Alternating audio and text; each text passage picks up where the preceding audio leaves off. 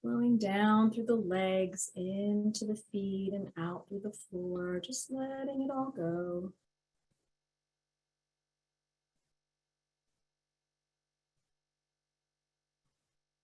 Just a short breath practice to bring us into the present moment. So keeping the eyes closed or the gaze unfocused. Slowly inhaling through the nose, both nostrils, releasing the belly, letting it expand as you slowly inhale.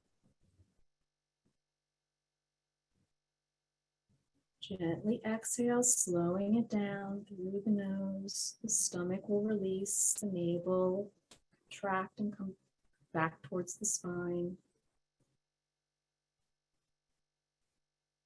Do that again, inhaling slowly.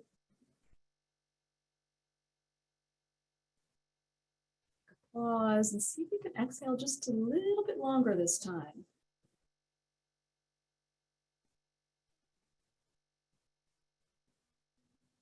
Emptying out completely. Beginning the next slow, gentle inhale. Through the nostrils, belly releasing. It's comfortable extending that exhale just another beat, slowing down the breath as you release the air through the nostrils.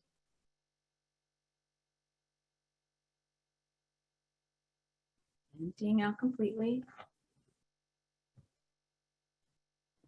And one more time, inhaling slowly.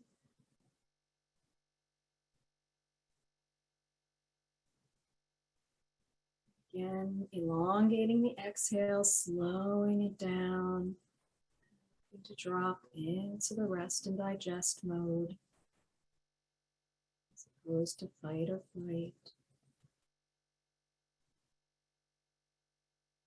Just return to a natural breath, not trying to manipulate it or shape it in any way. We're just going to do a few minutes of some gentle yoga moves. Always remembering that whatever is most comfortable for you is the correct way to do it. So I may give you some alignment cues, but if it doesn't work for your body, please listen to your body rather than to my instruction. So same position you were in for the meditation. Your feet are separated about knee distance apart, both feet firmly planted on the floor. Sitting up tall, but not over efforting. Just going to gently let the ear fall towards the shoulder. So the left ear falling towards the shoulder. Be careful you're not tipping the chin up or compressing the back of the neck. You're stretching the opposite side. It's just about releasing. You feel tension there, as you probably do. Just imagine that you're sending your breath into the area of discomfort or tenderness. So inhale. And as you exhale, see if the exhalation can help move some of that energy. Help the tense muscle release. Try that again. Inhale slowly. Exhale and release. Inhale, let your head float gently back to center. Do it on the other side. You may notice, for instance, I notice this side is much tighter. Can't really stretch that far, and that's okay, right? It's not about how far you go. You're just moving your neck and shoulders here, a little love. Again, the mental image of sending breath to the tight spots helps you. Imagine that on the inhale, and then help release the tension on the exhale.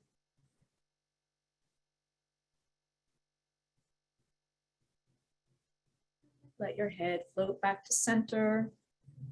And it might feel nice to just look over the first shoulder. Come back to center and then look over the other shoulder. We'll tend to hold a lot of tension in our neck and shoulders, especially as the weather gets colder.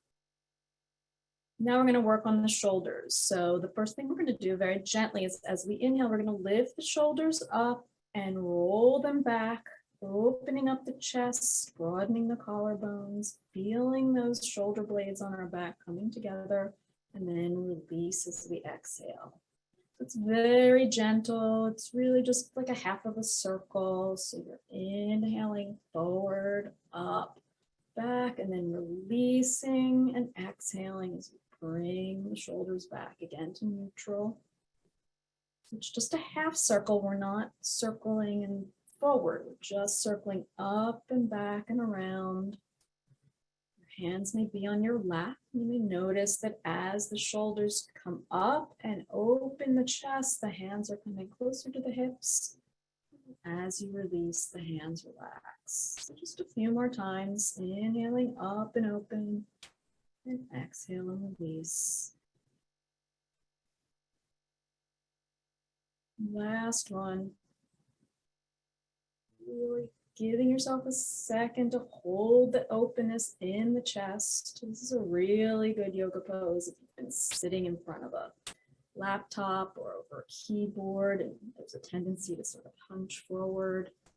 It's a nice way to reverse that. So relax. And we're just going to do it one shoulder at a time. So your choice, which shoulder to start with. You're just inhaling one and then the other.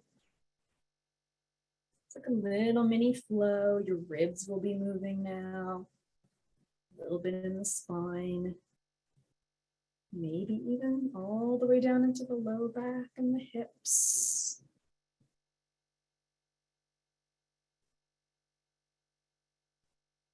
Going always very slowly. This is just a gentle practice. And then relax and go.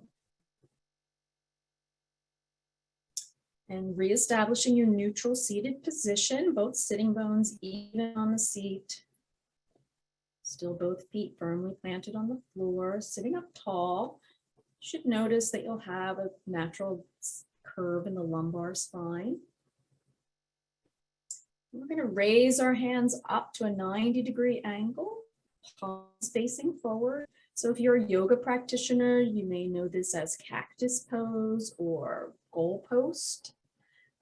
Football, also part of Thanksgiving. The former prosecutor in me says it's like hands up, you're under arrest, whatever works for you.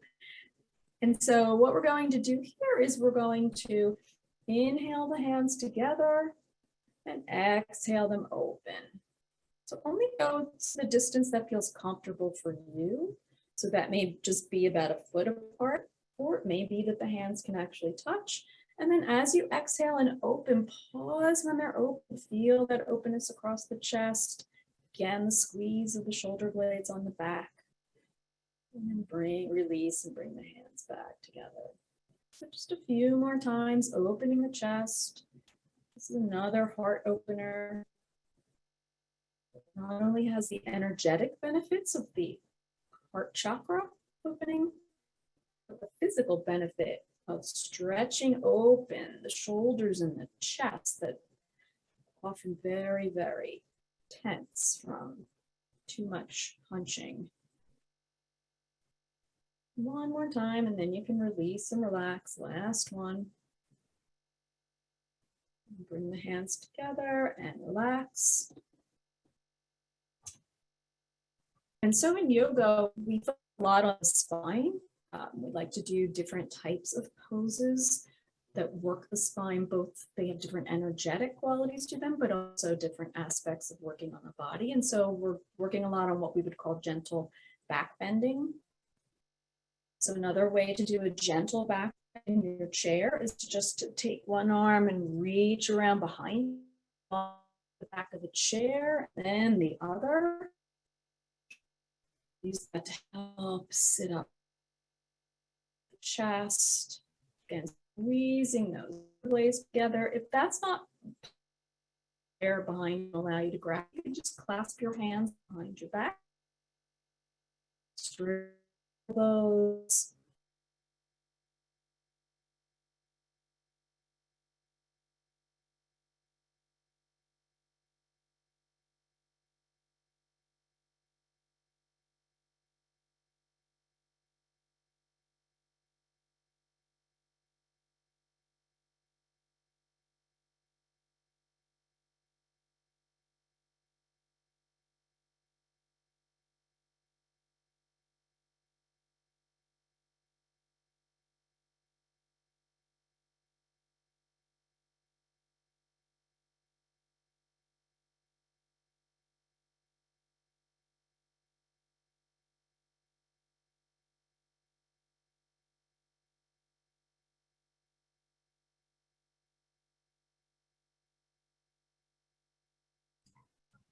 Have we lost sound? Yeah, I'm not hearing her either.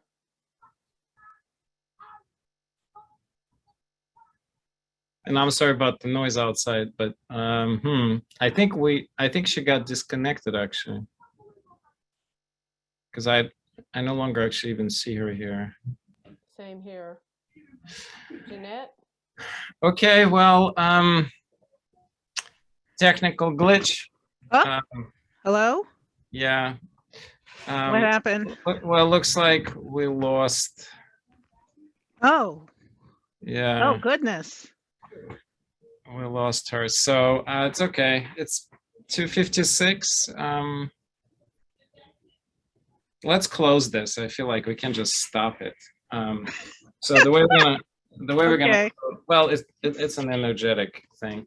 So the way we're gonna close this, if you're sitting, you can stand up. So I'm gonna stand up because I find it easier that way. If you're sitting, you can do this sitting. So She's back. Sorry, thank you for taking over. I don't know what happened. I got knocked out of the Zoom. Yeah, this, so I'm just done. I'm just gonna close it with the energy gathering. It's a basic Qigong closing. Or unless you want to close, since you're back, you want to close? That would probably even be better. I had a meditation practice that was gratitude based, so I'm happy Well, to do that. Sorry, I'm on my phone because something wacky must have happened on my laptop to knock me out. So my apologies. No problem. And at some point in the future, I'll show everybody what I do for closing energetically. It's no problem. Thanks, Don, for coming back. For jumping back in. Yes, I'm so sorry about that. I have no idea what happened. So we were last with our arms behind us, opening the chest. And so we can release. Just take a moment again to close your eyes and bring us back into the present. Again, if closing the eyes is not comfortable for you, just softening the gaze, focusing on the breath. And so we will close with a meditation gratitude practice where place one hand over the center of the heart and then another hand on top of it. And let your mind wander and just conjure up who or what you're most grateful for. When you've thought of that person or place or thing, begin to either imagine their image or say the words silently to yourself as you inhale, slowly. And then as you exhale, silently say the words, thank you.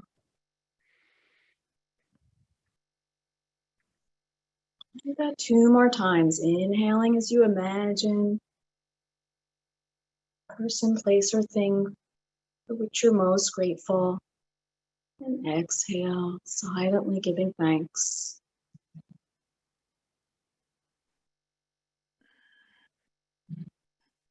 And one more time. Inhaling. Exhaling and sending thanks.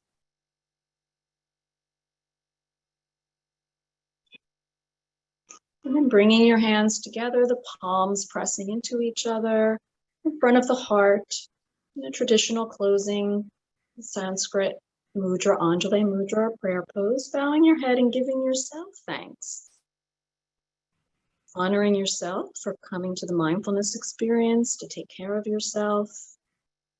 And I'd like to offer my gratitude to all of you, and especially to Dr. Kogan and to Janet, and to everyone in this lovely community, and to wish you all a wonderful holiday and a very happy Thanksgiving.